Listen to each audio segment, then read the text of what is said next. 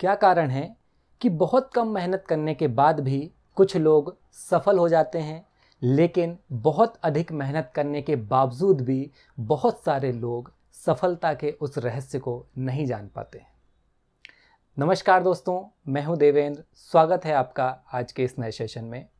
आज के सेशन में हम बात करेंगे कि क्या कारण है कि कुछ लोग एकदम हमेशा मज़े में रहते हैं, हमेशा एंजॉय में रहते हैं। कभी बर्थडे पार्टी, कभी फैमिली फेस्टिवल्स, कभी बहुत सारे ऐसे इवेंट्स में लगातार शामिल होते रहते हैं और इनके साथ साथ अपनी पढ़ाई भी करते रहते हैं। लेकिन कुछ बहुत ज़्यादा सीरियस लोग क्या काम करते हैं, केवल पढ़ाई पर फोकस करते हैं।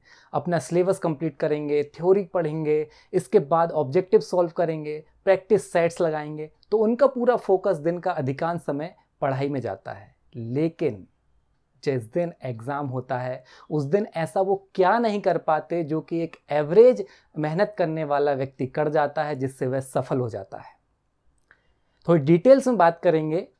देखिए, आप भी सिलेबस कंप्लीट करते हैं, आपके साथ जो एवरेज स्टूडेंट है वह भी सिलेबस कंप्लीट करता है, वो भी वही किताबें पढ़ता है जो किताबें आप पढ़ रहे हैं।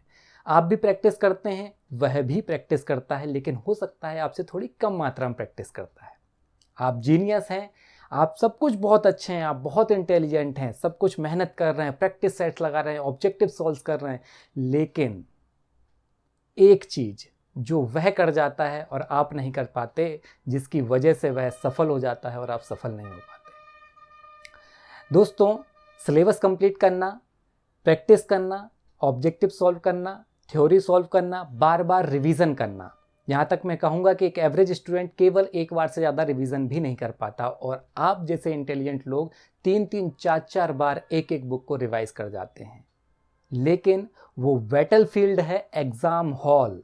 एग्ज़ाम हॉल में एक एवरेज स्टूडेंट बहुत अच्छा परफॉर्मेंस करके आते हैं और आप वहाँ पे परफॉर्मेंस नहीं करके आ पाते।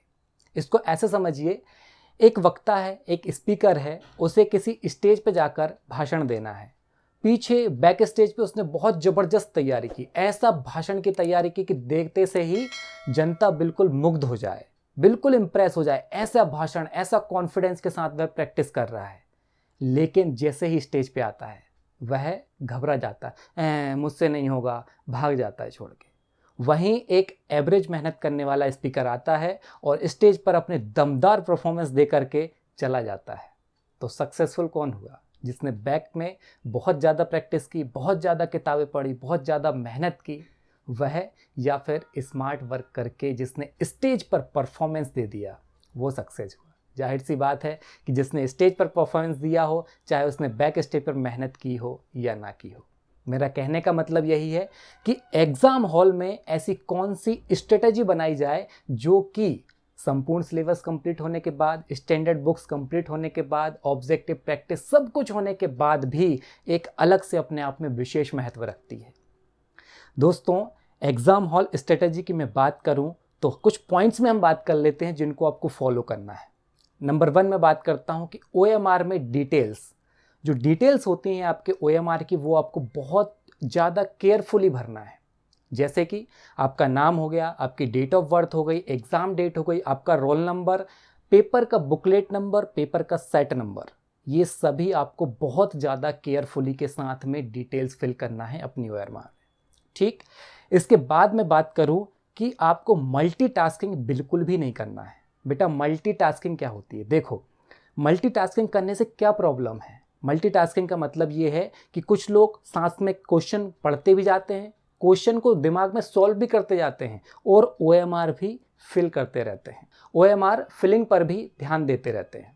तो ये क्या हो गई? आपके दिमाग की मल्टीटास्किंग हो गई, मल्टी प्रोसेसिंग हो गई। देखिए बेटा, कोई भी एक मशीन होती है, सिस्टम है, आपका कोई कंप्यूटर है, लैपटॉप है, यदि अगर आप उसमें डाउनलोडिंग भी कर रहे हैं, उसमें आप गाने भी सुन रहे हैं, उसमें आप पिक्चर भी देख रहे हैं, उसमें आप मूवी भी देख रहे हैं, उसमें बहुत सारे तमाम प्रकार के काम कर रहे हैं, तो कहीं ना कहीं स्पीड कम होगी और एरर्स आने के भी चांसेस हैं। इसको ऐसे समझिए कि जब भी आप नेट चलाते हैं, इंटरनेट चलाते हैं, तो क्या होता है?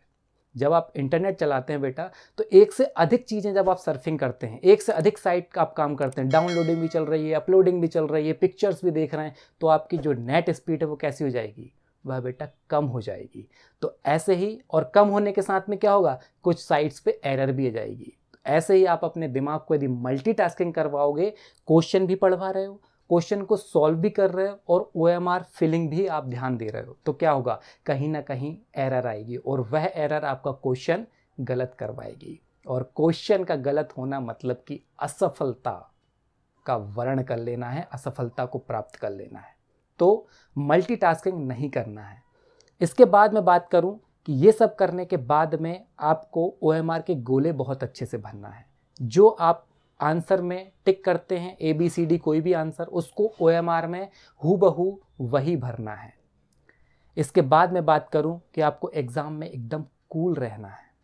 कूल रहना है मतलब घबराना नहीं है। जैसे ही आप कठिन स्तर का क्वेश्चन देखते हैं, क्या होता है, मन में असफलता का विचार आने लगता है कि हाय, मैंने तो उसे चैलेंज दे करके आया था या आई थी कि मैं इस बार तो MPPSC फोड़ दूंगी, लेकिन ये क्या, ये तो कठिन क्वेश्चन आ गया और मैं फेल हो जाऊंगा या हो जाऊंगी।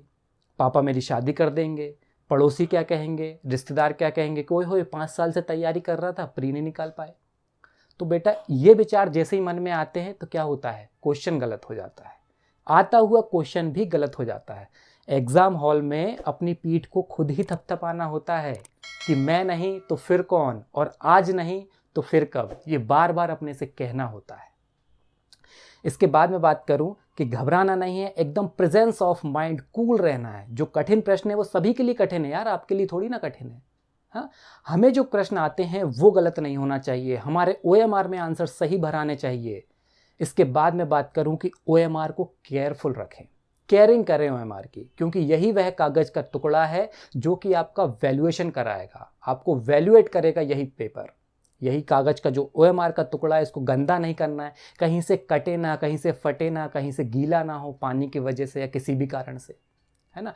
केयरफुली रखें उसको, क्योंकि इसी से आपका वैल्यूएशन होगा, यही आपका OMR है और यही आपको कट ऑफ क्लियर करवाएगा। ठीक, तो शॉर्ट में बता देता हूँ क्या नहीं करना है। एक तो आपको डिटेल बहुत अच्छे से फिल करनी है, इसके बाद दिमाग को मल्टीटास्किंग, क्वेश्चन की रीडिंग, क्वेश्चन की सॉल्विंग, क्वेश्चन की फिलिंग, ये तीनों नहीं करना है एक साथ, एक समय में एक ही काम करना है। इसके बाद आपको कूल रहना है, एकदम बिल्कुल कूल डाउन रहना है, रिलैक्स रहना है, धैर्य रखना है अपने आप को। ठीक, इसके बाद OMR को आपको केयरफुली रखना है और टेक ओवर कर देना है जो भी आपका एग्ज़ाम इन्विजिलेटर है ना। ठीक, आई होप कि आपको बहुत अच्छे समझ में आया होगा कि कम मेहनत करने वाले भी आपके एग्ज़ाम हॉल में, यानी आपके रण क्षेत्र में, आपका बैटल फील्ड में वो परफॉर्मेंस कर जाते हैं जो कि अच्छे से अच्छा पढ़ा लिखा व्यक्ति या फिर जिसकी बहुत अच्छे से तैयारी होती है वह भी नहीं कर पाता है। तो ध्यान रखें कि आपने बैक में क्या पढ़ाई की, क्या तैयारी की, नहीं मायने रखता। रण क्षेत्र में, युद्ध क्षेत्र में आपने क्या जौहर दिखाए, क्या कौशल दिखाए, ये मायने रखता है बेटा। ठीक, आई होप कि आप बहुत अच्छे समझ गए हैं अब। Wish you all the best.